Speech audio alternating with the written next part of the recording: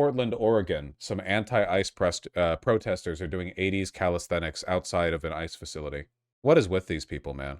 This is just a skit? No, they're literally like dancing as like people being brutalized and deported are being brought in. The detained people inside are like peeking out the window and seeing this bullshit. I'm not adding a jump yet, but you can if you want to. I'm just glad they're having fun. I'm not. I'm not. They're turning human suffering into a joke, man.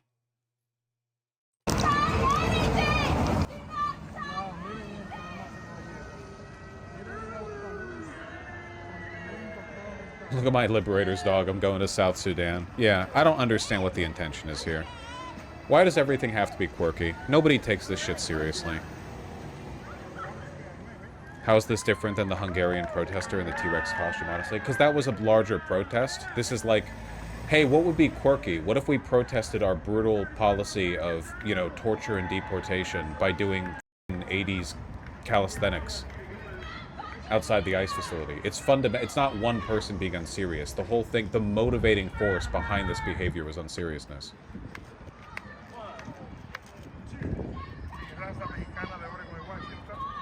It helps to circumvent the idea that the left is violent. That's bullshit. You don't have to, you're making a mockery of the subject. You don't have to, the idea that the only way to resist the broader impression that protesters against ICE are not, or, you know, are violent is by doing this bullshit. Absolutely not.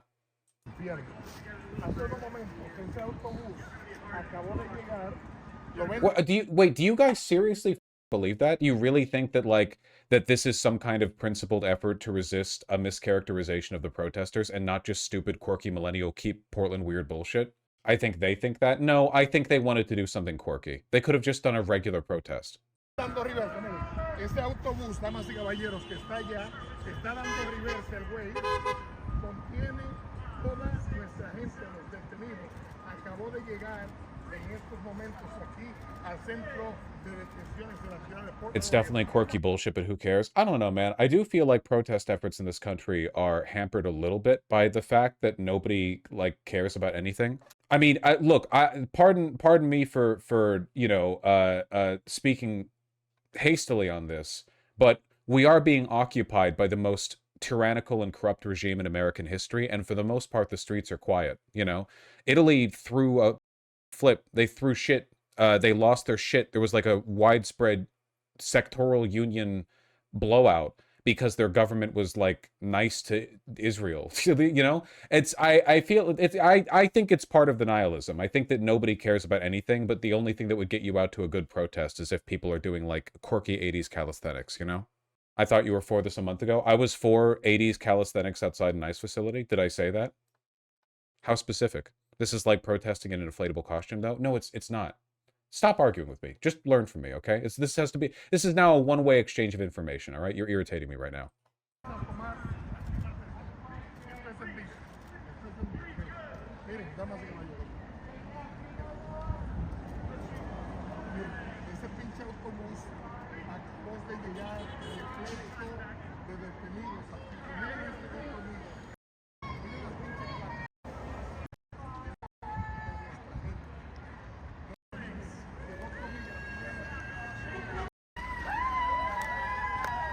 What the f*** is, Portland.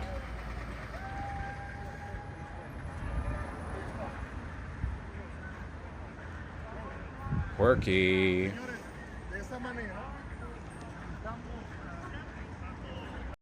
I think until you go protest, you're just bitching just to bitch and have no balls. Would you also discredit my opinion on other protesters if I was praising these people? Or is it just like you finding a lazy excuse to disagree with me?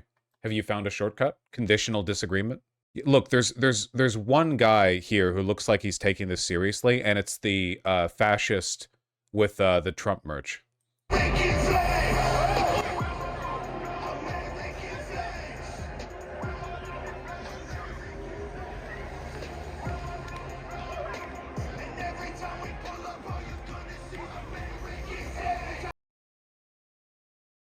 Wouldn't this kind of protest be perfect for local organizers to recruit and build networks with? I have no idea what you're talking about. It's just people started a Facebook group. Wouldn't it be cool and quirky if we did this? in front of the ICE facility. I do feel like nobody takes it seriously. Is that Anthony Fantano? I assume you mean the guy in the plaid flannel and not this guy. That is an Anthony Fantano shirt right there. That's true. Do you think they're being goofy with it to dampen the media narrative that they're spooky scary? No, I don't really care or believe about that, to be honest.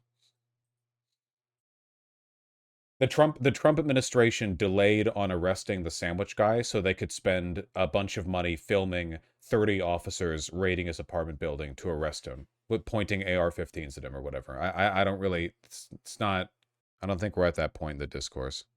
Here is the full 4K documentary footage. Wait, how long did this? Back to the top.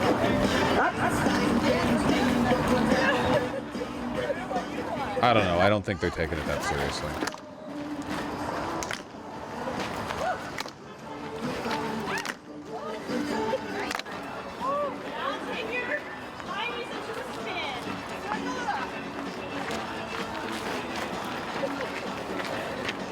I wonder if those guys at the Israeli music festival right outside the border gate were actually protesting. That was them, like, protesting the injustice of the apartheid state. Add a little extra bounty. This is annoying. How do you think it feels for the people being detained?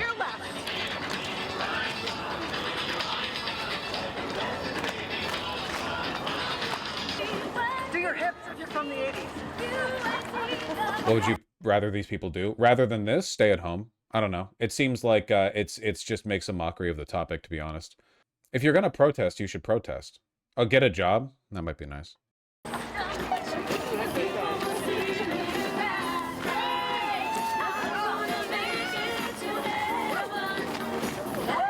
For the next two, we're going to hold it in the bathroom like sardines. Not yet. If I was an immigrant and I saw this outside my facility, I'd ask ICE to send me away. Oh, do you think that's the strategy?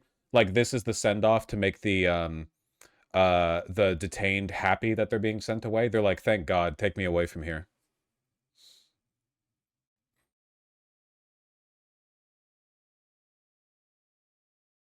Hell yeah, brother.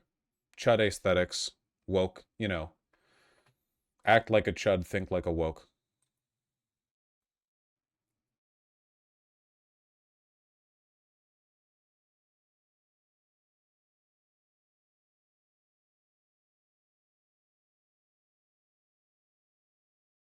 I don't know.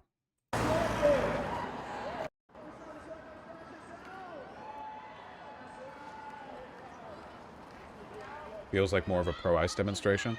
If you didn't have any signs to give it context, a bunch of people doing, like, jovial calisthenics outside of an ICE detention facility does kind of read like people being celebratory over the people being deported. It's really only the anti-ICE signs that give context to that.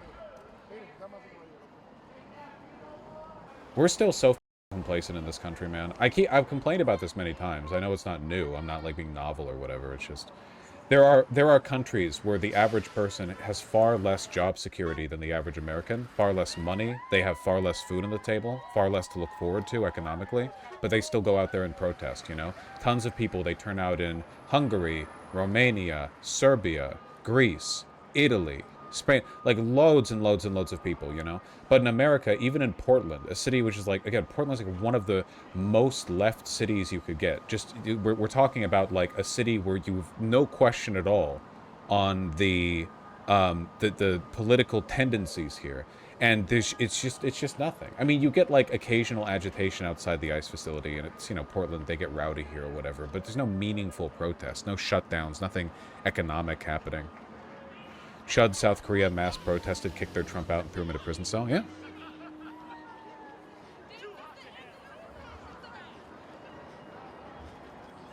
Yeah, Shootbang, but people in other countries have, like, in some cases, less economic security than we do, you know?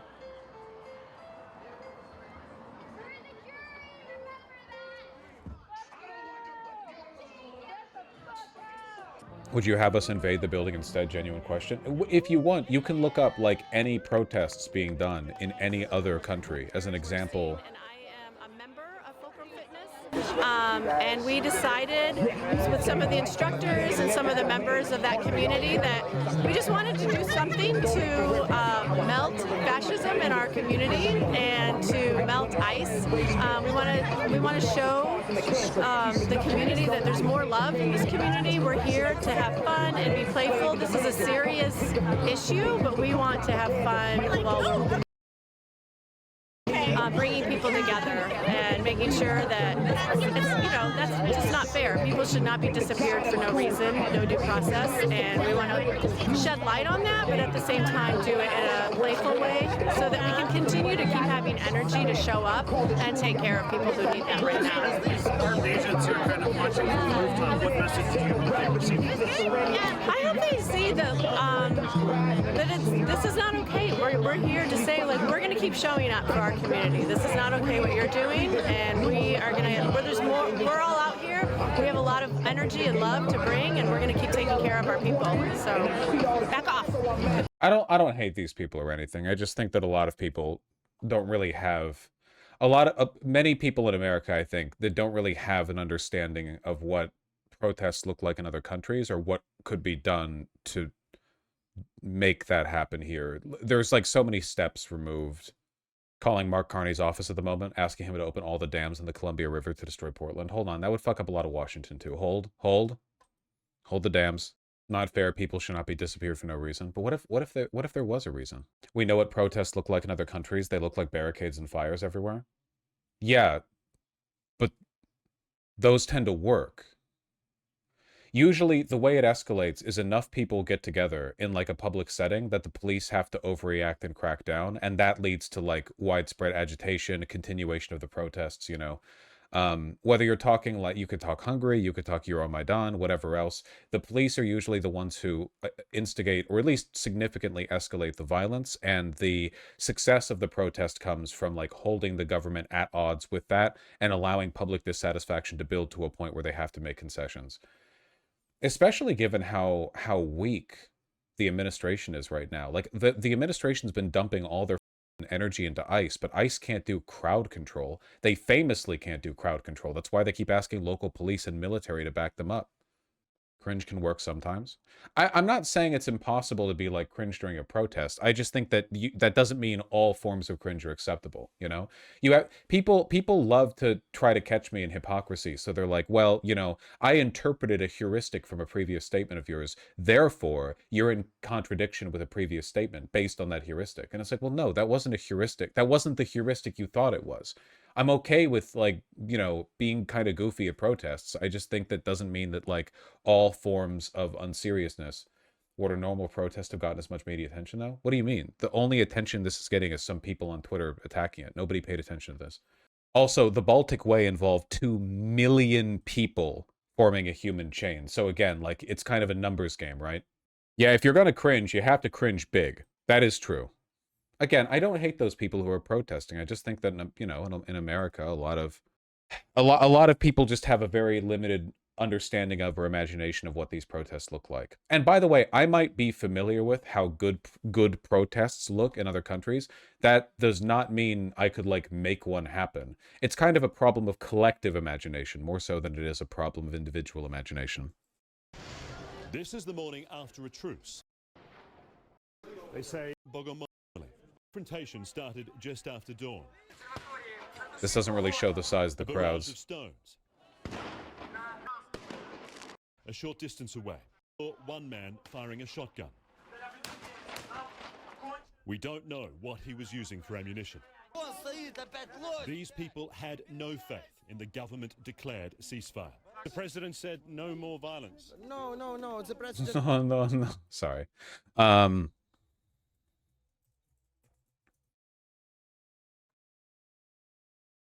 These people were getting sniped. Yeah.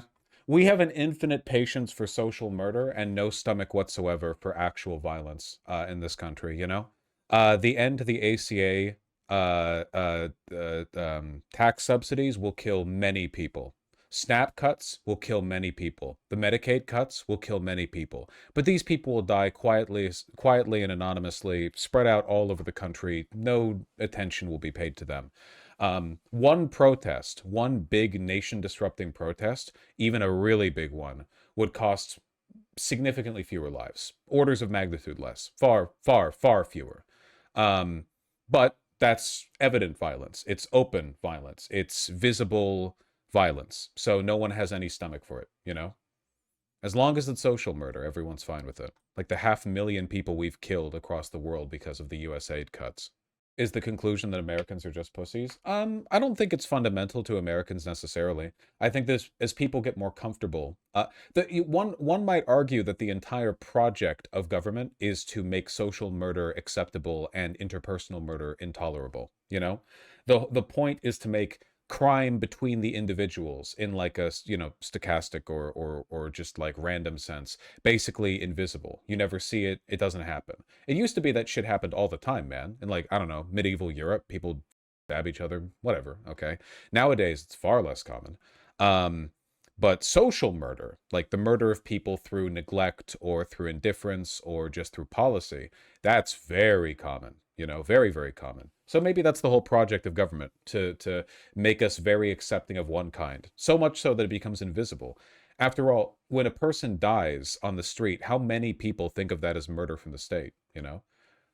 When a person dies because they couldn't get access to life-saving medical care, how many people think of that as murder? They probably think of it as unfortunate or a tragedy, which is the same way we talk about a victim of a natural disaster. But it's not natural. We create these rules.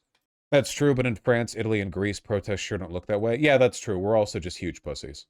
I think they just tend to take it a lot more seriously. Chanting, "We're all Palestinians" and "Stop genocide." Thousands of Italians gathered in central Rome in just one of the grassroots protests, blockades or strike actions taking place in 80 cities across Italy Monday, denouncing the war in Gaza.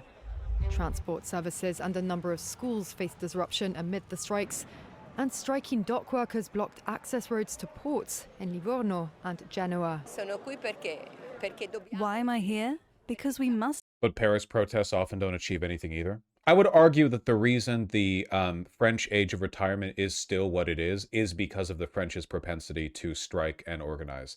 I would argue that, yeah, like the French enjoy a standard of living they otherwise would not. If you want to see what things would look like if you had like a population with a roughly equivalent social welfare net but no desire to protest, look at the UK. Because the United Kingdom and France a time ago had a much more comparable state of social welfare, and now they do not. The NHS has been gutted, defunded, and privatized. I'm not saying France hasn't had problems, of course they have. But I would argue there have been benefits to the you know, French people's propensity for, you know, launching grenades into the house of people who propose they pay 0.02% more for their baguette. It's the protest from 8 months ago.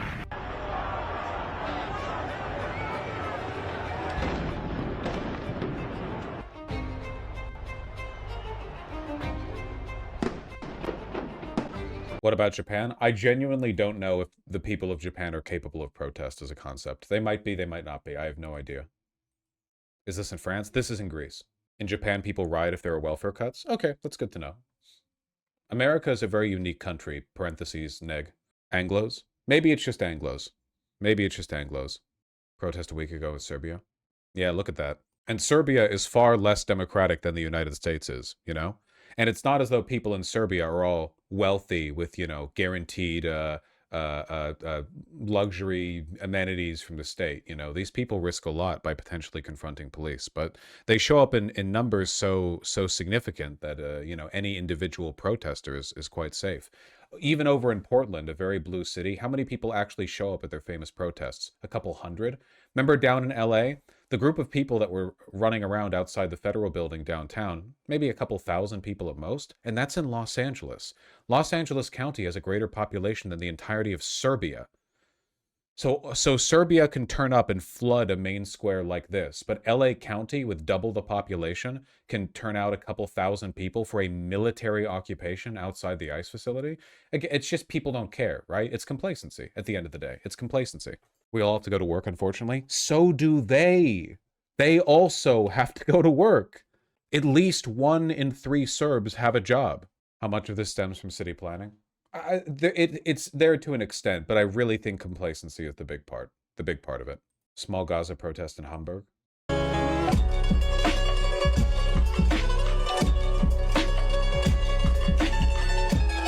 Oh, I'm glad they're having fun. Well, Vosh, give us some solutions. F you.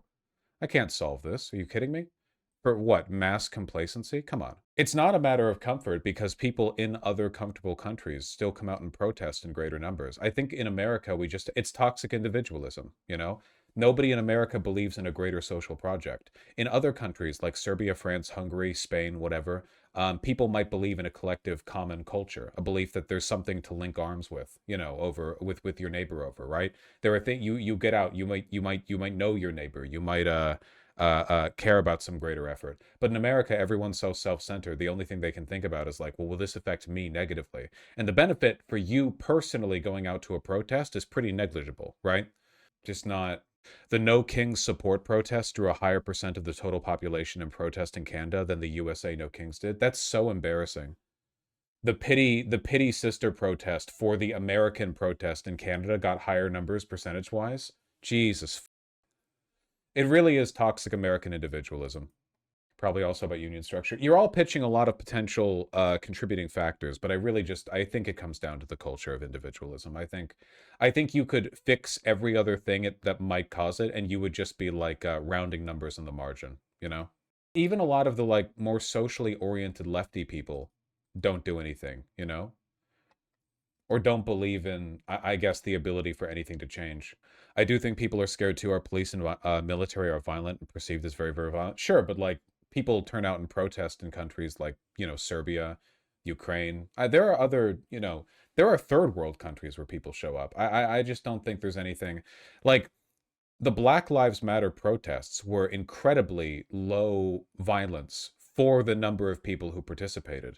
American police are scary in the sense that like if they pull you over at a traffic stop and your hand slightly shifts on the wheel as you like white knuckle the top of it, they shoot you.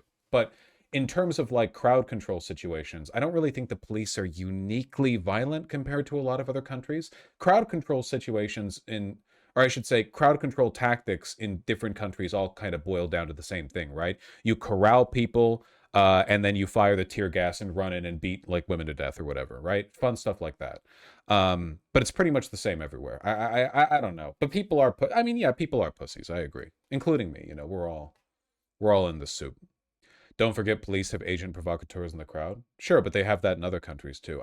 Again, like I just, at the end of the day, no matter what, even in this country, if a bunch of people turned out to protest, and by a bunch of people, I mean a lot of people, like in countries like Serbia and Greece, it's not that uncommon for a significant percentage of the population of the country to turn out and protest, 10, 20%.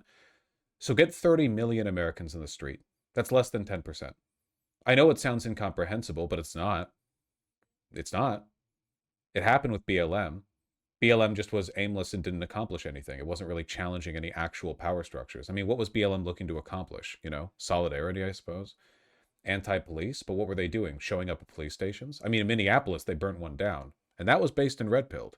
But outside of that, I don't know. Some scuffles over in Portland. Nothing really accomplished. Bosh, the biggest population in America has less than 10% of the population. Yeah, but you would turn out in multiple places. A good protest shows up in multiple places. The No Kings protest shouldn't have ended. Yeah, but nobody who went to the No Kings protest was willing to actually, like, duke it out.